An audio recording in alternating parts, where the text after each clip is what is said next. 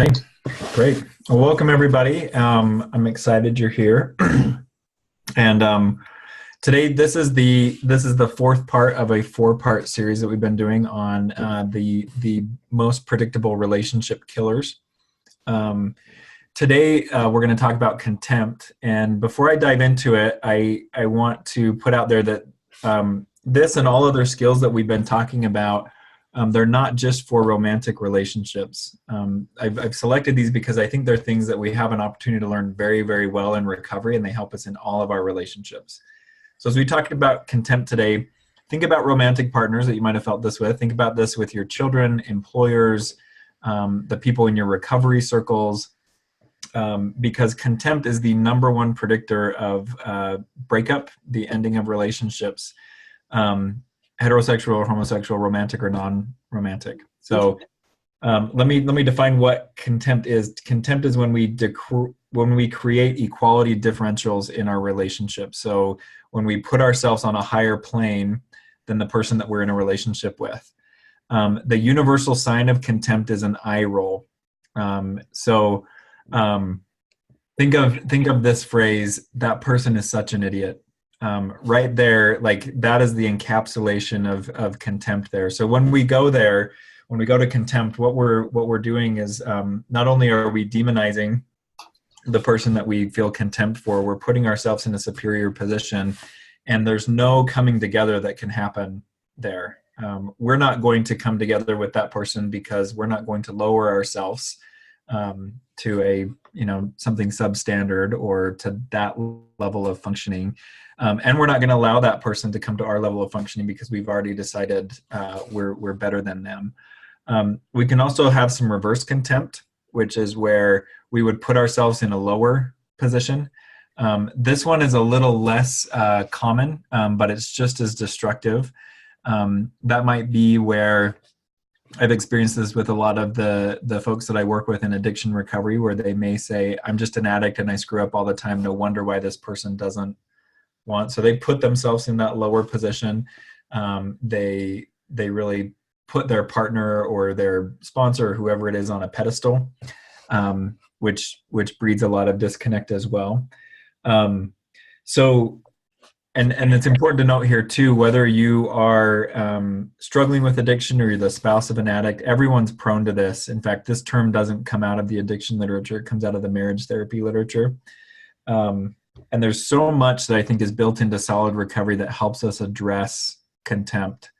If you are a 12-stepper or support group person, how many judgments did you make of the room when you walked in the very first time and the people there? And you may have been telling yourself, this room and these people are not for me because of the following reasons. And then over time, as you get to know them, like you can't think of a room full of people that you would rather be around. And we have to confront some of our biases. We have to confront some of our judgments in order to do that. So contempt comes out in our body language, and I think it's such a big part of our culture that oftentimes we don't need to say anything for our partner or coworker or our boss or whoever it is to pick up on the fact that we're feeling contempt towards them. So there's the eye roll, there's the heavy sighs, there's the tone of voice. So remember, in contempt, oftentimes when speaking this, we're speaking from a place of superiority. So we might talk down to people when we're in contempt. The research calls contempt any critical statement while we're feeling superior. One of the things that tells me is that there's a place for critical statements, and that can even be constructive. So think of a time where you may have talked to a loved one, an employer, a sponsor, and you may have said, hey, the way you're approaching me on this is not helpful. I need you to X, Y, Z. And that changed things. That was really, really helpful. So I think there's room for critical statements in our relationships as long as it's constructive and as long as it's collaborative. I have a colleague who will always say, when he gives hard feedback, he says, I mean this as an observation, not a criticism. And I think there's lots of room for that. It's when we add that feeling of superiority on top of it that we really run into problems with people. So as a little exercise with the group to just kind of lock this in, I want you to picture someone that you have felt contempt for in the last week. or maybe the last month. So I want you to picture their face, and I want you to picture the situation that triggered that contempt. And I want you to imagine, or not imagine, I want you to tune into how open your body feels to speaking honestly with that person and having a constructive interaction with them when you feel that contempt. So just notice how that feels in your body. And now I'm going to give you the antidote to contempt, which is like so many of our relationship skills, it's much easier said than done, but this is how we get around contempt. So to get around contempt, we have to state our positive need in the situation, and we have to work on creating a culture of appreciation. So as you're picturing this person who you felt contempt towards in this situation, I want you to see if you can identify what your positive need is. So a positive need is not I need you to stop or don't do this. A positive need is I need you to fill in the blank. I need you to show me appreciation. I need you to use a softer face when you're delivering feedback to me. I need you to take a breath. I need to see you breathing deeply when I can tell that you're angry. So it's a positive thing. I need you to tell me why you appreciate me right now. It's a positive need that we're stating. And then the other part of that is creating the culture of appreciation. One of the quickest ways to get to appreciation is gratitude. So as you're picturing this face, this person that you felt contempt for, if you'd like to share, you can put it in the Q&A. You can put in this specific situation, if you're going to do some work with your contempt around this, what's the positive need that you have? And what's one piece of gratitude or one piece of appreciation you can put out there, and just notice what shifts in you as you move from this contemptuous place into stating the positive need and working on the appreciation. Go ahead and share that in the Q&A, and we can share that with the group.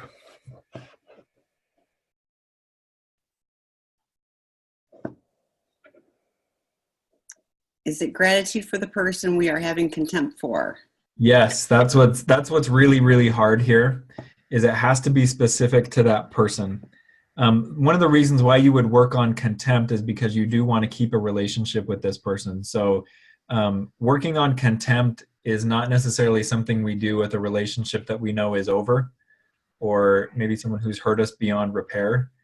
This is a skill that we bring to relationships that we know we want to keep and we want them to be healthy, but we're locked in this unhelpful pattern of seeing this person as a complete moron, or feeling like they never ever get it. So this is someone that you want to extend the benefit of the doubt to. So anybody want to share that? We can bring that into the discussion.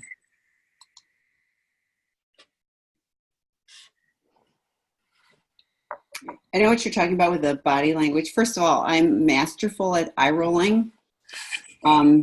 So like I've had to learn to not do that, because like, a major eye roll is really easy.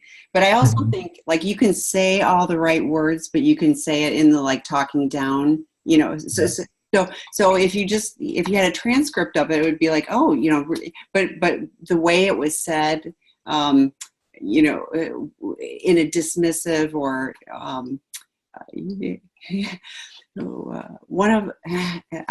I have made a lot of growth. So this is like something I used to do a lot more often. I can't remember the last time I did it, but like I could talk really slowly, like somebody really is an idiot. So I'm going to talk really slowly.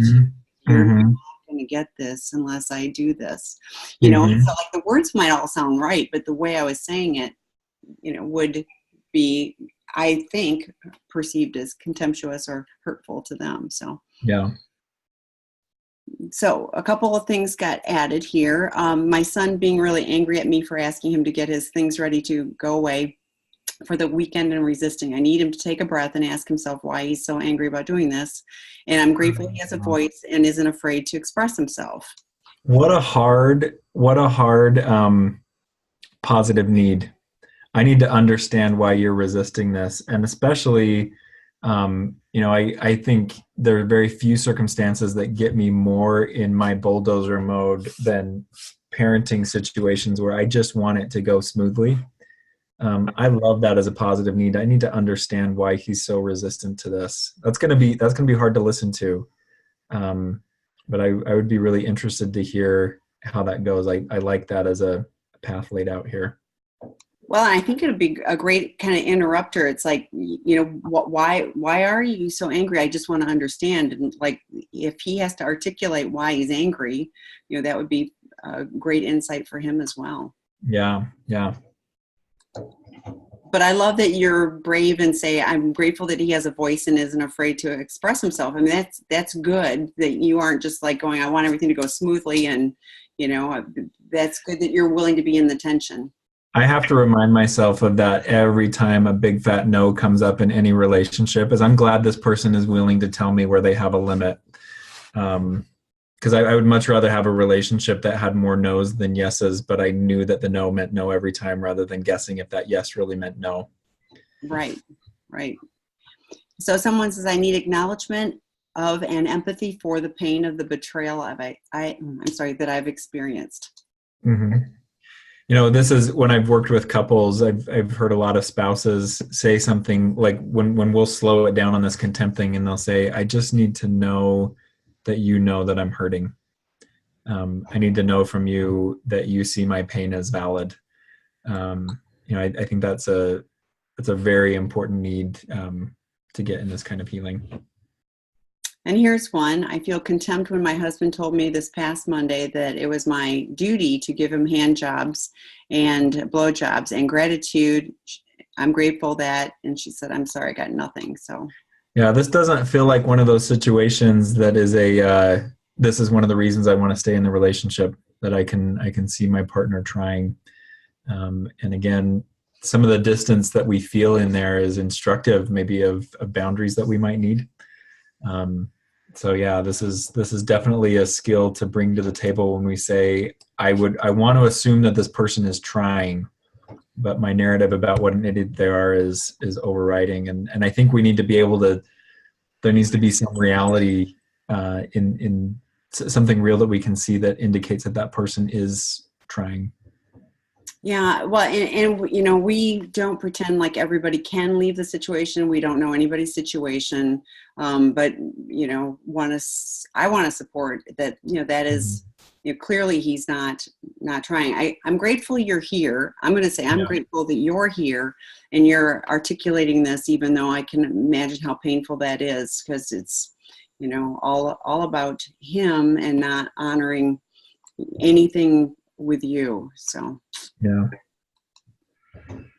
Let's see. So there's something. I'm grateful that my husband wants a relationship with me and the kids. So that's the. I need acknowledgement of the empathy for the pain of the betrayal I've experienced, but I'm grateful that my husband wants a relationship with me and the kids. Early in recovery or early in any kind of healing process in a relationship, I think often our first repair attempts are all thumbs. They're really clumsy and they might even hurt just as bad as the original betrayal does. And this is another thing that the research is really clear on, is that when we can recognize, no matter how clumsy or how ill-timed or how misplaced the reach is, when we can recognize the reach in our partner, we tend to be more productive in the relationship in general. So, I look at the two sides of this, the acknowledgement of the empathy and the pain and the betrayal that I have experienced. And I'm grateful that he wants a relationship with me and with the kids. That can be some sanity saving space to say, there's reaching, it's very imperfect and it's painful reaching, but there's reaching that's happening. And I'm grateful for that, because I think the natural follow-up to that is, I hope we'll get this eventually. Yes, and you are seeing positive movement, even if it's sometimes painfully slow. That is good. There's a comment: when people get angry with me and vent, I feel overwhelmed because my brain seems to slow down, and it takes me a while to get what is being said. I get very confused. It feels like it takes a few seconds for what's being said to hit my brain, and when it's still incoming, I can't process things and I feel confused. I have auditory processing disorder, and I think this is what happens when I get confused. And then and my son seems to be able to work at a faster rate than me. Yeah. I don't see a question here per se, but this may be one of those places where we put ourselves into one down.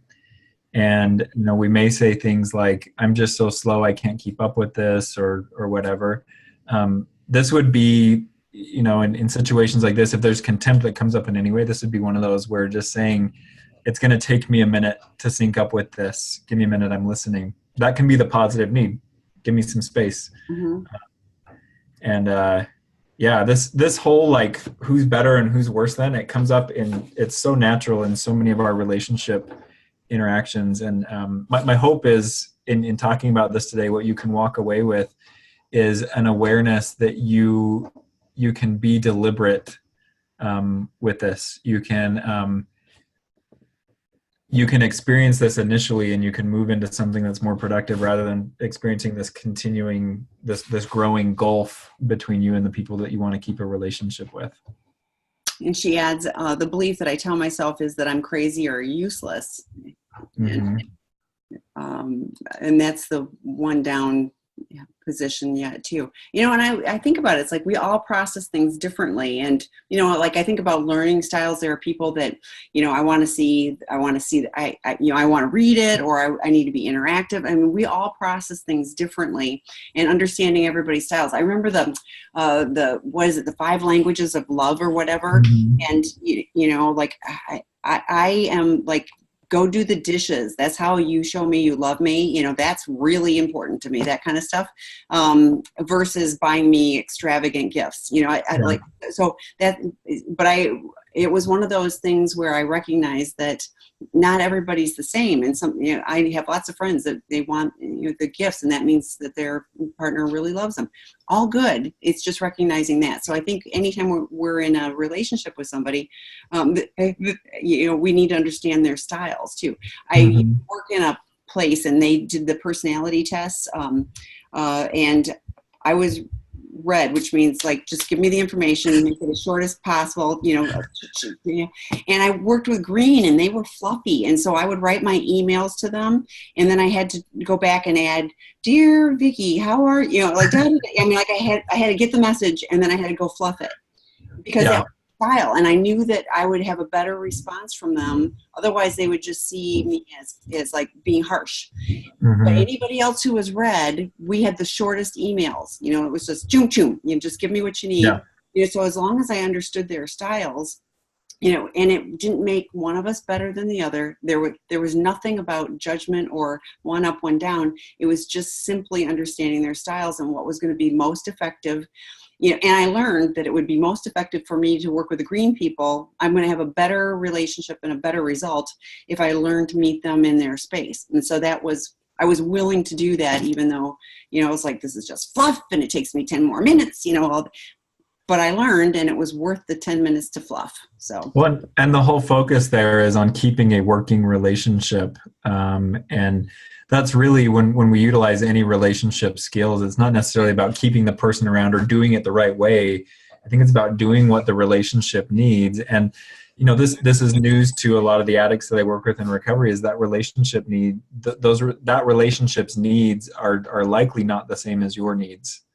And so sometimes there's this need to put like Tammy, when you're talking about the email, I'm one too, who's very like, if I could put an email in bullet points, I would be happy. I just need to communicate information. Mm-hmm. But a lot of the people who I communicate with, like, they would misinterpret that as I'm angry or I'm annoyed or whatever, and they would start to shut down. So you learn to add those little things that make it very, very clear how you're feeling when you're communicating with people who are really tuned into the feeling of it. Yeah. Yes. And so I think, with that situation, your son is old enough to know that you have an auditory thing. And I think it's fair to say, it's going to take me a minute, or, you do think quickly, and I want to hear all of this. So, let's take the space to process that, or I'll catch up with you, whatever. So, yeah. Yeah. So the person that was grateful for the husband is wanting to engage with her and the kid, says, "I'm struggling to stay open to painfully slow movement and setting codependent boundaries." Mm-hmm. And I think the other comment from this person is some valuable insight into this. I get what you're saying about the imbalance being contempt, and I also see that as I continue to move towards health and pro-dependence while my husband spirals deeper and deeper into addiction and its effects, this imbalance is real and it's not my fault. I'm glad you noticed that too. Yeah, Yeah. that's really important.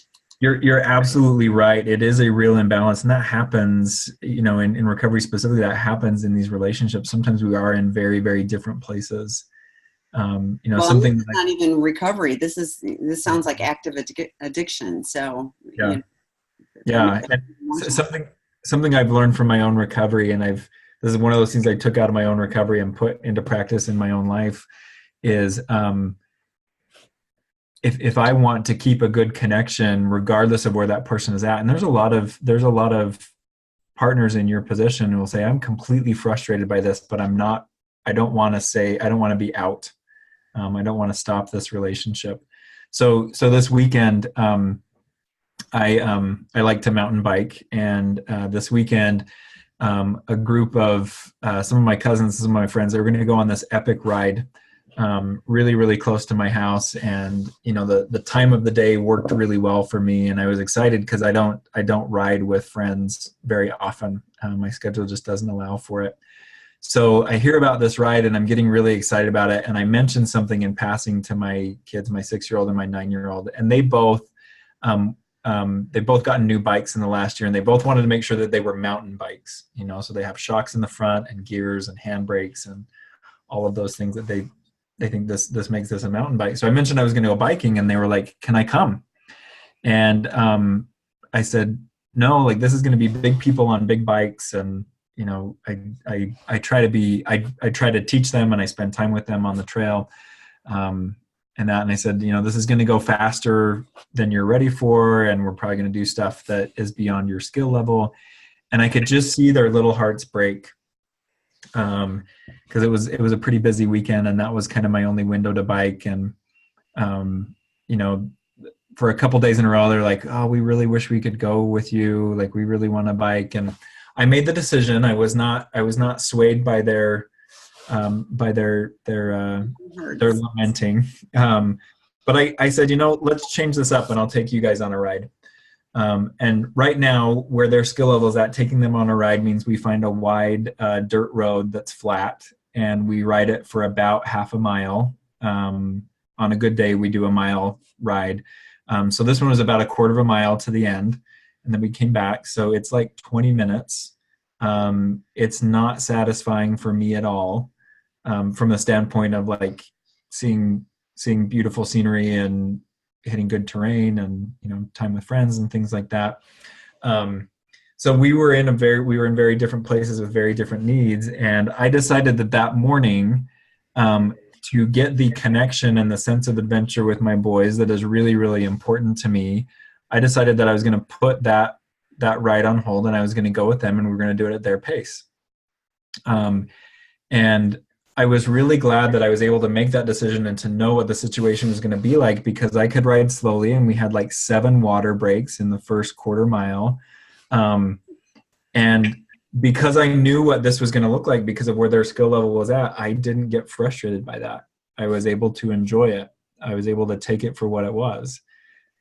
We came home, and the rest of the day, they're like, "Oh, my legs are just so tired. That was such a tough workout." And again, if I hadn't recognized what that was for them, that would have annoyed me. But I found it adorable that, a half mile ride is a huge workout for them. So I think in this, like, seeing the imbalance and proceeding in a pro-dependent way, there's going to be some days that, so to speak, you're going to want to take the ride with your friends because that's what you need, and you need to do that.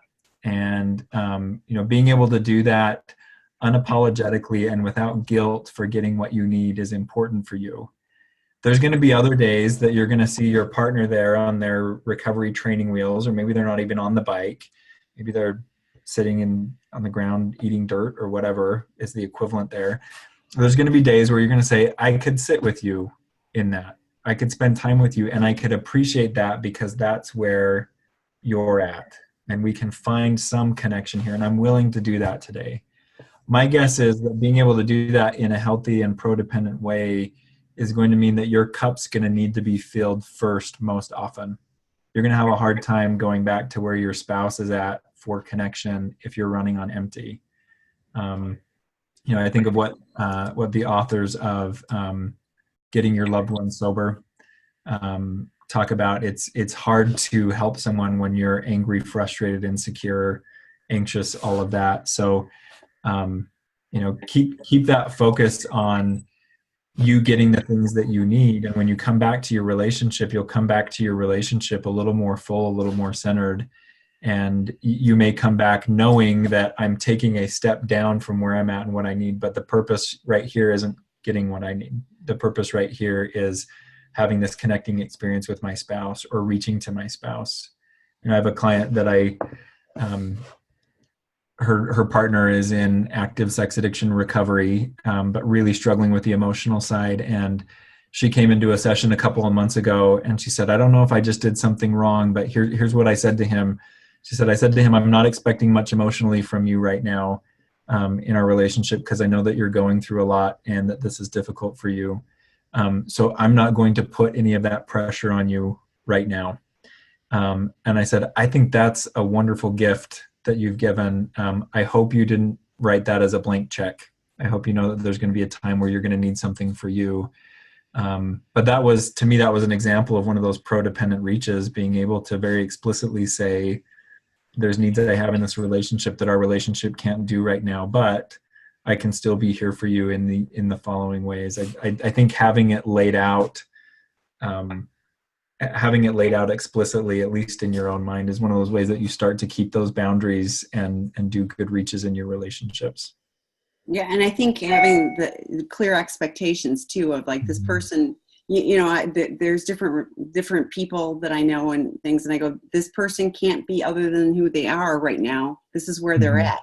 So if I'm expecting them to be something else, it's never going to happen. And I'm only going to be disappointed and it's going to be resentment towards whatever. But if I just go, this is where we intersect and this is how we can, and it can be mutually supportive in some way, even if it's, 90%, one way at the moment. I always think there's ebbs and flows with relationships too, with the people I'm really in a relationship with. Sometimes, I'm the cheerleader and sometimes I'm getting cheered on. So, but if you see that mutually supportive and that's going to happen, that's okay. But it's always draining out, then if I wasn't, like you said, getting replenished somewhere else, the bathtub drain gets pulled, the water leaves, so there's nothing left. So, yeah. So, but I appreciate that you're talking about codependence and it sounds like you're looking at doing things that are managing the crisis and helping you identify what's helpful for you and for the relationship. I think that's a lot of what it's all about, is like, well, this worked really well. This didn't work so well. So, what else can I try to make it, at least not so difficult, or create more of a discomfort or disconnect, in the relationship. Or, I don't like being in upset, and, I don't live well in that. So if I can do things, that take me out of that space. Like I was talking to somebody else earlier this week, or I guess last week, about the 20-minute timeouts that we talk about all the time. And I was just taking a timeout and recentering myself. Then I can get myself back in a different space. So yeah. So we have a question if you're ready for that. Absolutely. Okay, so this is a gay partner of a sex addict. He is sober 7 months after acting out for 25 years. So that's great progress after a long time. I only found out this past September. He is doing multiple Rob Weiss seminars this week in addition to drop-in groups. That's great. Plus weekly therapy with a qualified therapist. That being said, he is still scanning. Less, but still scanning. Yesterday, out with 3 kids, he was scanning people at an amusement park and later in the day at a grocery store. I know it's lessening. Great. I know it's better than full-blown acting out, but it's bullshit and I can't stand it. It's a constant reminder of the past. He said he will talk to his therapist about it this week, but let's forget about him, what can I do when this happens to move forward, if there is anything? I hear you holding that tension really good, and this is actually good when you can say, I get that this represents progress. I get this is better than acting out, but it's still bullshit. Mhm. Because what you're looking at is, so there's an accurate view of maybe his behavior and his progress, which is important to hold for our partners, and then there's an accurate view of your feelings, which is, I don't want you doing this at all. Like, even if this represents progress, this is still a betrayal to me and to our relationship. And so I think the next step to add on that is to find ways that you can responsibly share that feeling with your partner. And 7 months in, like, that's, so 7 months of sobriety, that's a good amount of time. For some people, that's enough time for them to feel like, yes, I can take some feedback about what it's like to be in a relationship with me. And for other people at 7 months, they're still thrilled that they don't relapse every day, and they may not have a lot of focus on their relationships. So a follow-up to that may be asking your partner something like, are you open to hearing some of my feelings right now about your recovery? And letting them know that no is an acceptable answer, because I think in situations like this, again, this is one of those situations that I'd rather hear a no and know that they mean it than hear a yes and then later find out that they meant no. So opening that invitation, are you able to hear it? And then just very succinctly being able, we talked about this in previous sessions, that soft startup, being able to say something like, I can see a lot of progress in the work that you're doing. I'm proud of you for getting 7 months of sobriety. It still hurts me every time you're scanning. And I need you to know that, because I want that to be on your radar. I don't want to be hurt like this anymore. And I don't want to feel this angry at you. And then leaving it at that, like, that's stating that positive need. Here's what I need. Here's how I'm hurt. And this is, I think, some work that partners can really help their addicted partner with, is giving them clear feedback on their feelings, giving them clear feedback on your emotions, because you're hoping that part of his recovery includes doing a better job with your feelings. And I hope that too. I hope that too. And the only way that we give our partner an opportunity to do that is we have to give them our feelings. So I would check for that openness, start with a soft startup, and then find a really clear way that you can talk about your feelings around that, or just state your feelings around that. And then give your partner an opportunity to respond. That'll tell you a lot about where they're at and where their ability to connect in your relationship is at. So I have a question for you, Jon. So if I'm out and we're walking around and my partner's scanning and I notice it, and I'm wondering if he even noticed it, I mean, because I know addicts don't even, it's so part of what they do. And so I'm not giving them a pass, but I'm just wondering if because like I'd be like hyper aware of every single time. So I wonder if there's a way that, like, after this discussion that, are you even aware of it? If I notice it, is there something, I mean, what are your thoughts about that? Because, like, I wouldn't want to go, you're doing it again, but also interrupting the action in the moment. That would be, again, to me, that speaks from a very pro-dependent place, is that if I'm in a position I feel like I could help you with this, or that I want to help you with this, I would ask. If I notice you doing this, I think those are all fair questions. Are you aware that you're doing this? I really love the Brene Brown phrase, the story I make up of this is. That can be a way to give some of that feedback. So I think opening that conversation, are you aware that this is what this looks like to me? What this feels like to me? And is there an effective, supportive way that I could get your attention if this is happening? Because again, a lot of partners that I talk to in this situation, they'll say, I don't want to stop going out with him. I don't want to stop being out in public. We do fun things together and we have fun memories, but I also don't want to be hurt like this anymore. And it's not a stark choice between, do I go out with them or not? There is this middle ground that's like, how can we work together collaboratively so that I can feel safe and I can grab my partner's attention when they're making me feel unsafe. But I think those would be great questions to ask.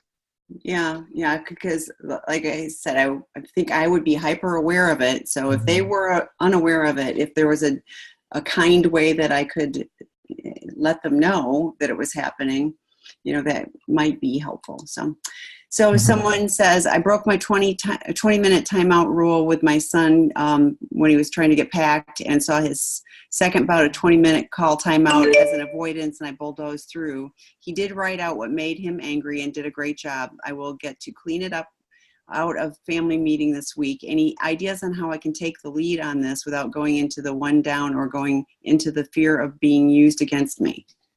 Yeah, this is, I would recommend in situations like this, a go in the front door strategy. So, especially when we may have done something or we did something that may have hurt somebody, it can be really nerve wracking to own that. And I would just own it simply. Hey, in our interaction on this day when XX happened, um, I worry that my response was not respecting your timeout. That's the assumption that I've been making, is that I may have been out of line with that. I want you to know that I recognize that. I want you to know that I'm committed to continuing to work on that. And I apologize for how that may have hurt you. So when you can come out and own it that way, there's a couple of things that happens. Is this takes it out of that blame place, because blame is about responsibility shifting. So when you can walk in and you can take responsibility for your part, and you can do that without apology, without fear, I think that sets a tone for, this is a responsibility oriented conversation, and I'm not afraid to take mine. I think it also lets that person know that you're not afraid to admit mistakes, which in a parent child relationship, that's one of the biggest indicators of a child feeling safe, is that they know that their parents know that they're human. Um, so I would approach that just in the language of responsibility, and go in with as much confidence as you can in, here's what I saw, here's what I'm wondering about, and be open to some feedback on that. Yeah, I love that too, but I think it's really critically important to model. I'm not human, or I am human. I'm not perfect. I don't pretend to be perfect, but I do have ways of cleaning it up. I'm as a member of a 12-step community.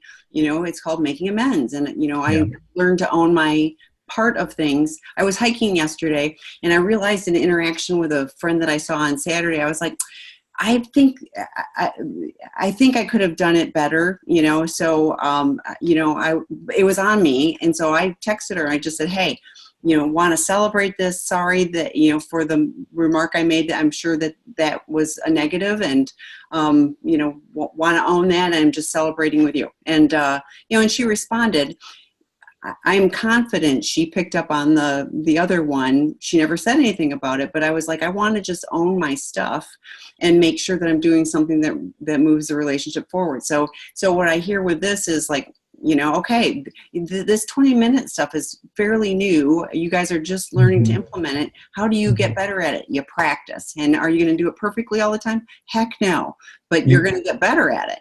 you get better by making mistakes and learning from them. We don't improve on anything that we don't struggle with. So, that there's lots of learning happening here too, and that's so important. That can keep you out of that one down position, is recognizing, really own your learning process here. Yeah, but great modeling, I think, for your Yeah, son as well, So it, definitely. yeah, it's all good stuff. So any other questions or let's see. Um, oh, we do.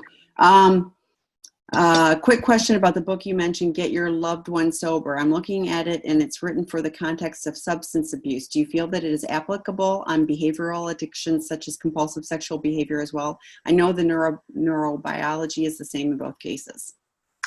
The principles in it, I would say, are solid across the board. Some of the specific suggestions are not going to, they're not going to sit well in a sex addiction perspective. So one of the things they talk about is, if you have a problem drinker and you know that he's prone to go out on such and such a night, you may plan a romantic date to entice him to be engaged in the relationship, which is what you want. And one of the big premises of that book is you want to make addiction as least attractive as possible. So you'll disengage a lot when you'll disengage responsibly when they're engaged in addictive behavior, and then you want to make sobriety as attractive as possible. So if it's like, you could go and drink with your buddies, or we could have a nice date. That may not sit well with a lot of partners who have been betrayed sexually, and it shouldn't at all. So you'll have to take some of that with a grain of salt. I think when it comes to a sexual addiction and utilizing connection in the relationship to deter acting out,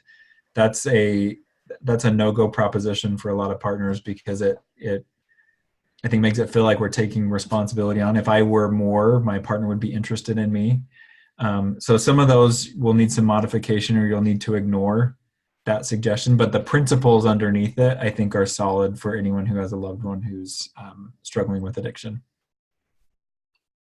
That's helpful too. So somebody said, thank you. As always, you forced me to take a step back and gain perspective.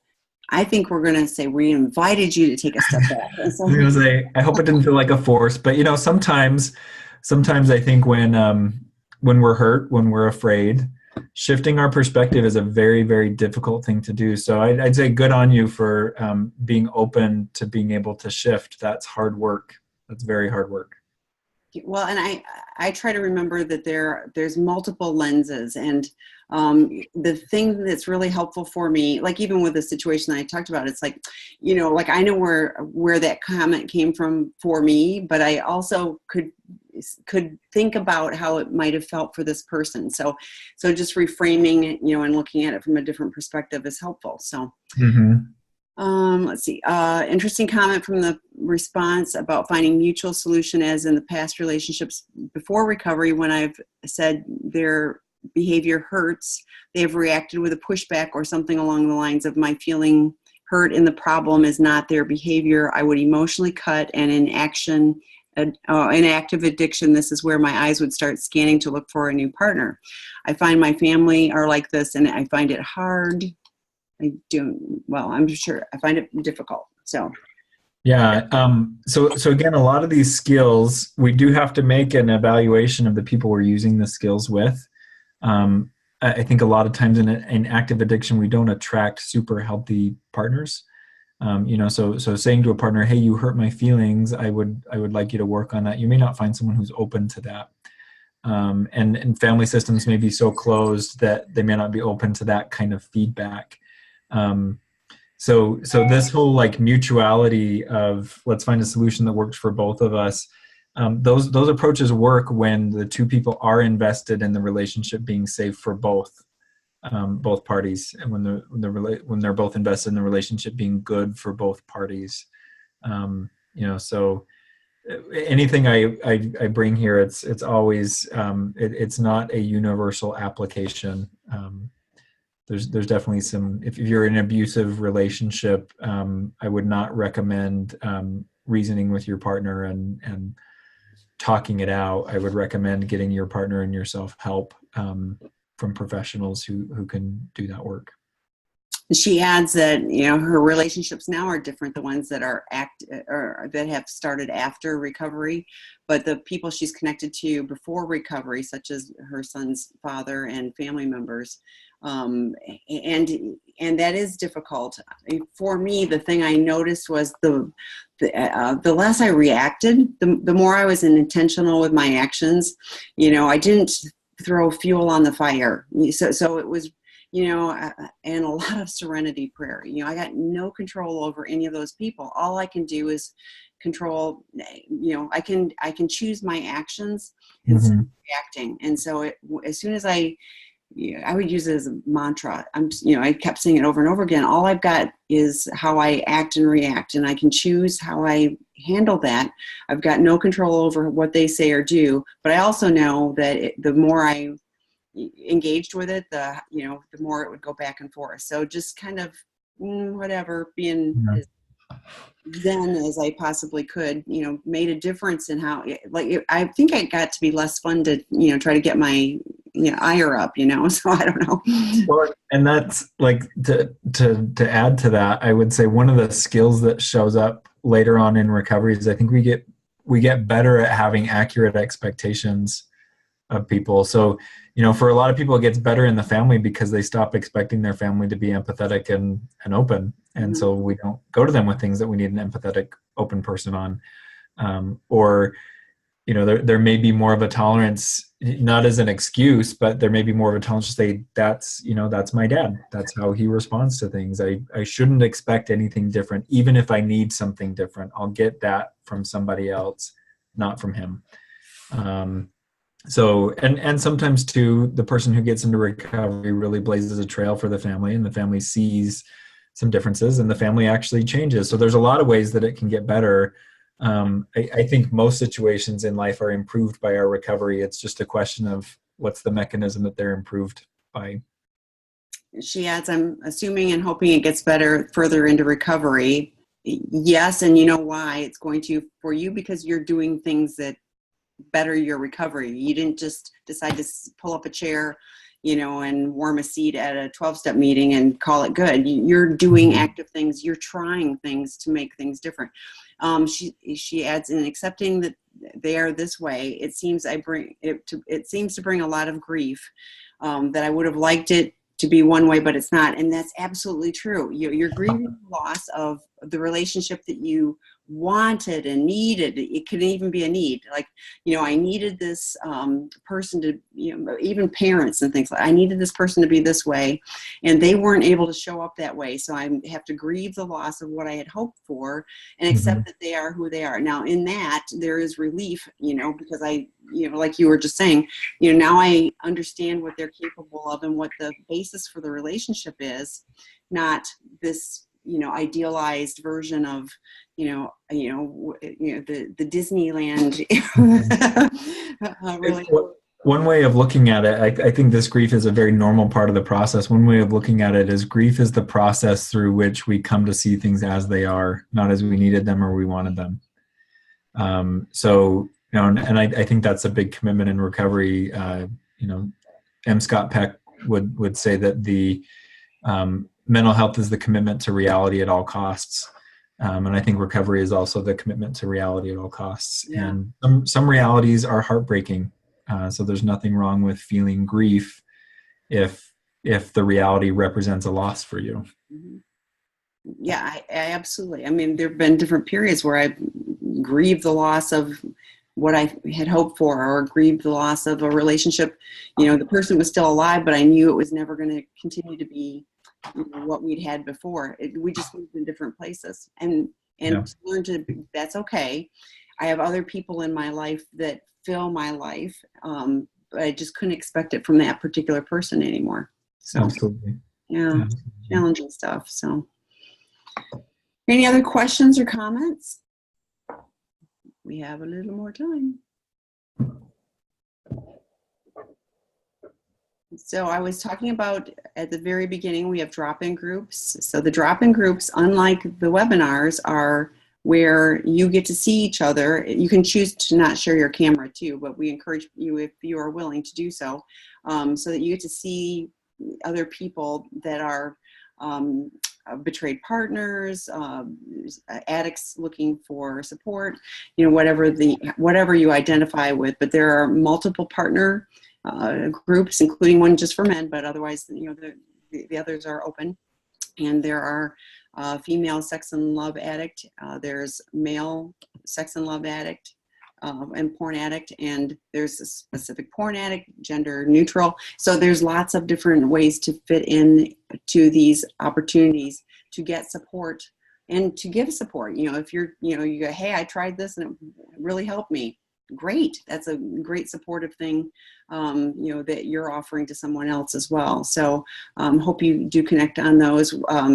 Dr. Rob is a little behind on podcasts with opening the Seeking Integrity treatment program, but he's getting some more of those going. So those will start coming out regularly again as well. And David Fawcett is going to have a new podcast series for the gay, and I can't remember. We looked at different things. So I think it's for the gay, lesbian, and trans community, but don't hold me to that. But I know it's conversations, specifically for within the gay community as well. And it'll be things, everything from sex addiction, et cetera, but also just, sexual health and those type of things. So that one should be released hopefully by the end of the month. That one launches. But if you haven't already registered on sexandrelationshiphealing.com, I'd invite you to do so that you're notified of new meetings and things. We just added a new a men's drop-in group on Thursday mornings at 9 a.m. Pacific time, which happens to be evening in Europe where this particular person is hosting it. So we're trying to have things at different times so different people can participate. And we have a question. How do you determine whether or not your partner is really in recovery? My husband had many sexual encounters outside the relationship. He is now working a recovery program, but still struggles with scanning, objectification, grooming behaviors, and withholding these things. He also has a couple of slips with looking up pornographic images online, but has revealed these to me. Is this potentially recovery, or are these just steps towards the same behaviors he was involved in before? What does real recovery look like? That's a great question. That is a great question, and that's a difficult one to answer. That's a great question. Yeah, because there are so many facets that I think go into recovery. My initial response to this is to look at it neurologically, which I know, like, you're not going to do brain scans with him to see if he's in recovery or not. But by that I mean the brain is organized a really specific way in addiction. A newer way of looking at this. So we had probably 30, 40 years ago, this disease model of addiction come out, which is a big step forward. There are even some refining of that with newer brain imaging studies and things. And one of the current theories on addiction is that it's disordered learning or a learning disorder. And in this specifically, the brain is resistant to punishment. And so this is where we'll see in addiction is a lot of the justification, the minimizing, the by all reports that was a horrible bender, but I'm fine. So I would say neurologically, one of the biggest indicators that somebody is in recovery is that they can withstand punishment. Not meaning punishment that we dole out, but they can withstand the reality of the consequences of their behavior instead of having to distort that. So for me, that's a real reliable predictor that somebody is building recovery.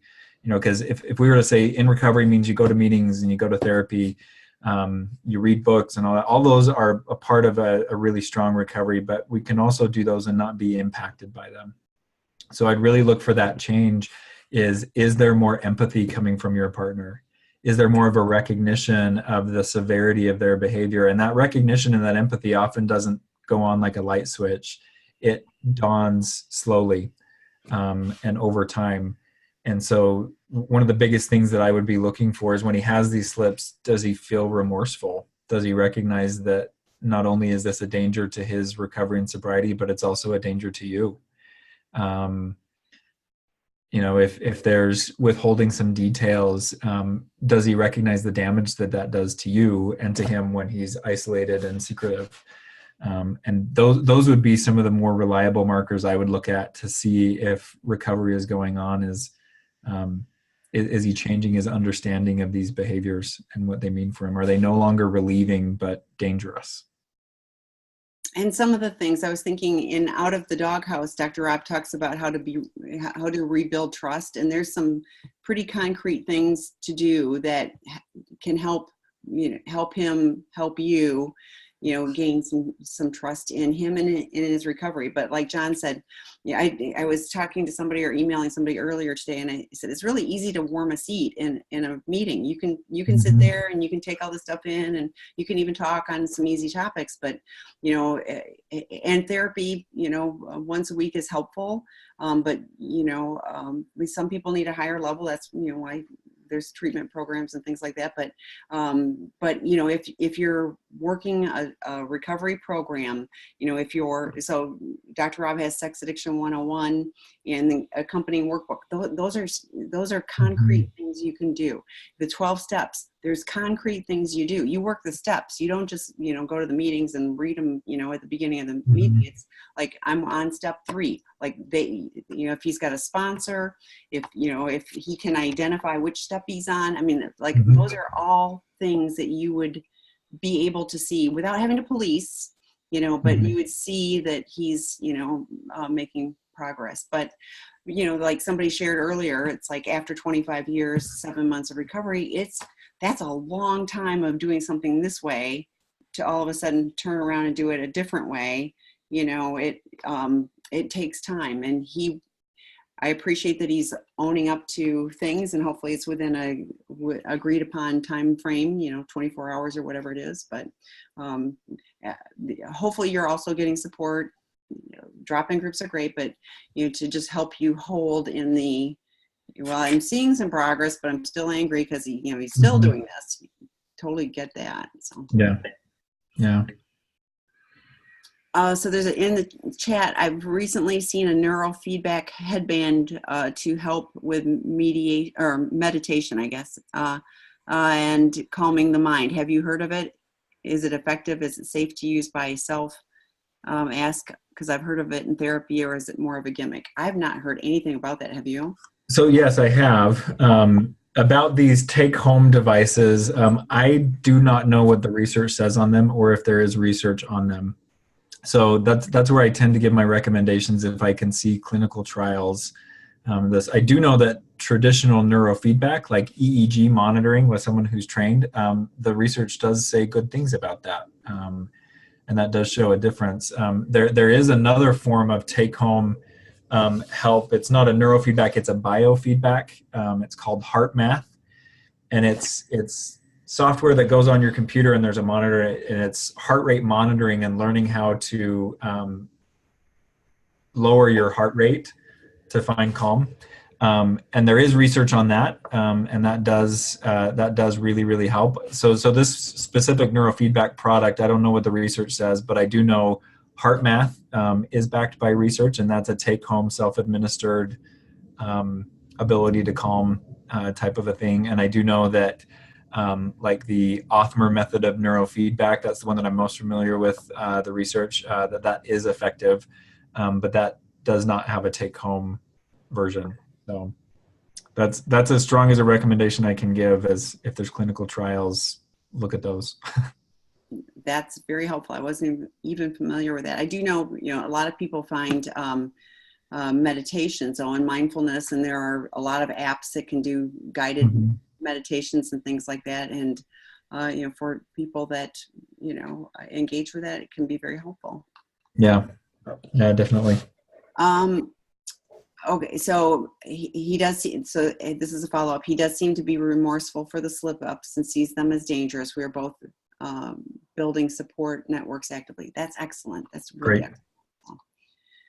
I think that we are out of time. So thank you as always, Jon. And Contempt, what a great topic. So but we will see you next week. Thank you all. And Dr. Rob is on at 5 p.m. Tonight with his live Q&A. So some of you may choose to join us there too. Bye. Thanks. Bye.